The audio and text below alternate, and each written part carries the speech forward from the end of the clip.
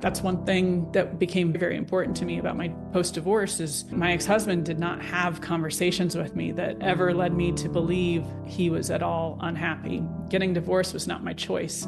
I wasn't even given a say in it. And that felt like kind of the ultimate form of disrespect, and betrayal of not being trusted enough with a hard conversation, because I would have been open to any other number of alternatives to try to save our marriage, because at the time I really thought I was married to my best friend and I thought we had a great thing. I probably would have stayed married to him forever, because my view on marriage then was a lifelong commitment, and that hasn't necessarily changed. It's just I look at relationships as a whole a little differently now. I think we all have to be a little more flexible in knowing that it really is hard, and it's not fair, again, to be that, having 100% of your needs met by just one person 100% of the time over time. That's impossible for just about anybody to do. At some point, you're going to be unhappy, and at some point, somebody else could make you happy.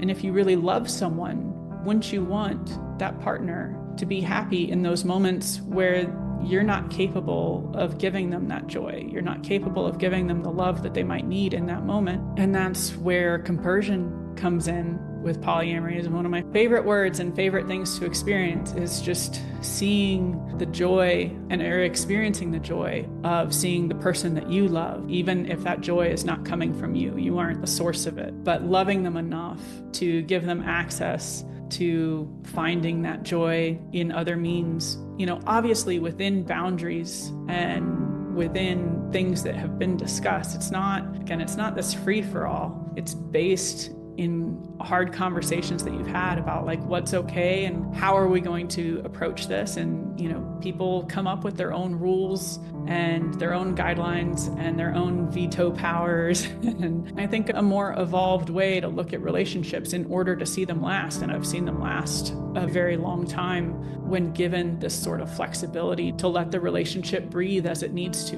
Yeah, from what I'm hearing, just even when we talked about the dating stuff, is that it's rooted in trust, and first trust with yourself and understanding and knowing yourself and what your needs are, and then being able to communicate them with your partner or partners and have that trust there to have the conversation, have the boundaries, and then act accordingly so that trust is maintained. Because without trust in any relationship, dating or otherwise, what's the point?